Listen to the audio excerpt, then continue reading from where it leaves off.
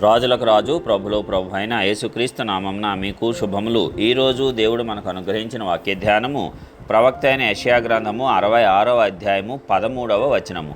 ఒకని తల్లి వానిని ఆదరించినట్లు నేను మిమ్మును ఆదరించెదను, యెరూషలేములోనే మీరు ఆదరింపబడుదురు. ప్రియులారా, ఈ వాక్య ధ్యానాన్ని మనం గమనించినప్పుడు మనము దేవుని చేత ఆదరింపబడతాము అని తెలుసు. మన దేవునికున్న అనేకమైన నామములలో ఆదరణకర్త అనేటువంటి నామము చాలా ప్రాముఖ్యమైనది. ఎందుకంటే మనుషులుగా మనందరికీ ఆదరణ అత్యవసరమే.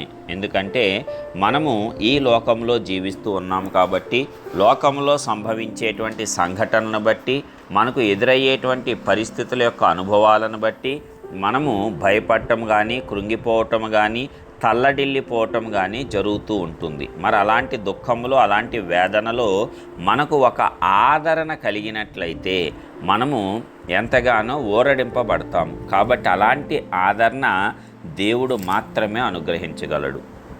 ఎందుకంటే మనుషులు ఆదరణ ఇస్తారు, అయితే అది కొంతవరకు మాత్రమే పనిచేస్తుంది. సంపూర్ణమైనటువంటి ఆదరణ వారి యొద్ద నుంచి మనం పొందుకోలేం. ఎందుకంటే వారి యొక్క పరిస్థితులు వారికి ఉంటాయి, వారి కుటుంబం వారికి ఉంటుంది. కాబట్టి ఎల్లవేళలా వారు మనతో ఉండరు. ఒకవేళ మన కుటుంబంలో ఎవరైనా మరణించినట్లయితే బంధువులు వచ్చి ఎన్ని రోజులు ఉంటారు? మహా అయితే ఒక వారం రోజులు, ఇంకా బాగా ఉంటే ఒక నెల రోజులు. తర్వాత వారి వారి ప్రాంతాలకు వారు వెళ్ళిపోవలసిందే. ఆ విడిపోయి వెళ్ళేటప్పుడు మరలా మనకు ఆ దుఃఖము, ఆ వేదన జ్ఞాపకం వచ్చి ఇంకా తల్లడిల్లిపోతూ ఉంటాం. అయితే దేవుడు ఎల్లప్పుడూ మనతో ఉంటాడు. అందుకే మనలో నివసించటానికి పరిశుద్ధాత్మ అనేటువంటి ఆదరణకర్తను అనుగ్రహించాడు. స్వయంగా యేసయ్యే ఈ విషయాన్ని తెలియజెప్పాడు. నేను మీ మధ్యన మానవ రూపకంగా కొన్ని రోజులు మాత్రమే ఉంటాను, అయితే నేను వెళ్ళిపోవటం మీకు మంచిది. నేను వెళ్ళి వేరొక ఆదరణకర్తను మీకు పంపిస్తాను. ఆయన వచ్చి మీ మధ్య నివసిస్తాడు, మీలో ఉంటాడు అని చెప్పాడు. ఆయనే పరిశుద్ధాత్ముడు.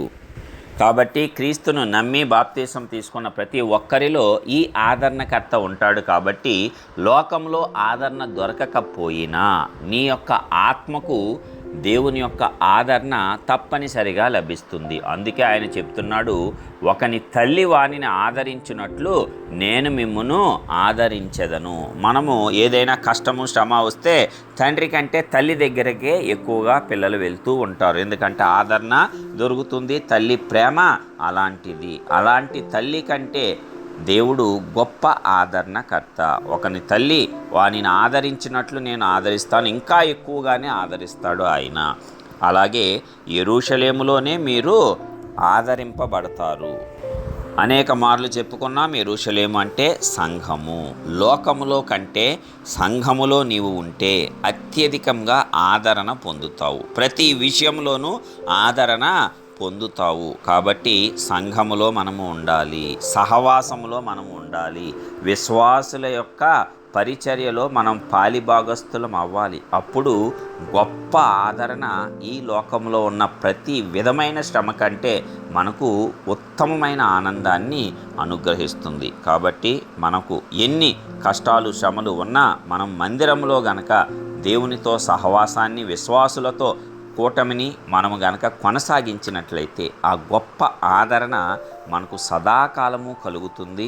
ఆ రీతిగా దేవుడు మనలను తన యొక్క సంఘంలో ఆదరిస్తాడు. ఎల్లప్పుడూ తల్లి కంటే అత్యధికంగా మనలను ఆదరించి ముందుకు నడిపిస్తాడు. కాబట్టి ధైర్యంగా ఉండి ఆదరణకర్త యొక్క సహవాసంతో మనమందరము ముందుకు సాగుదాం. ప్రార్థిద్దాం.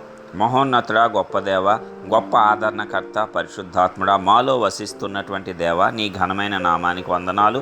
మమ్మల్ని ఇంతగా ప్రేమిస్తూ ఇంతగా మా మీద శ్రద్ధ చూపిస్తున్న విధానమును బట్టి మీకే వందనాలు చెల్లిస్తున్నాం. అవును తండ్రి, లోకం ఇచ్చేటువంటి ఆదరణ కాదు, మరి మీరిచ్చేటువంటి ఆదరణ ఎప్పటికీ శాశ్వతంగా ఉంటుంది. కాబట్టి ఈ లోకంలో మేము జీవించినంత కాలము మీ యొక్క ఆదరణను పొందుకొని మీతో సహవాసంలో, మరి సంఘం యొక్క సహవాసంలో మేమందరము కూడా ముందుకు సాగేటట్లు కృప చూపించండి. మరి సంఘములో మేము ఆదరించబడతామని స్పష్టంగా తెలియజెప్పారు. కాబట్టి సంఘ సహవాసాన్ని ఏ ఒక్క బిడ్డ విడిచిపెట్టకుండా, మరి ఆ యొక్క సంఘ సహవాసం యొక్క శక్తితో మరి అనేకమైనటువంటి శ్రమలను, శోధనలను జయించి విజయవంతంగా ముందుకు సాగటానికి కృపనిచ్చి ఆశీర్వదించండి. యేసు నామమున ప్రార్థించి పొందుచున్నాము తండ్రి.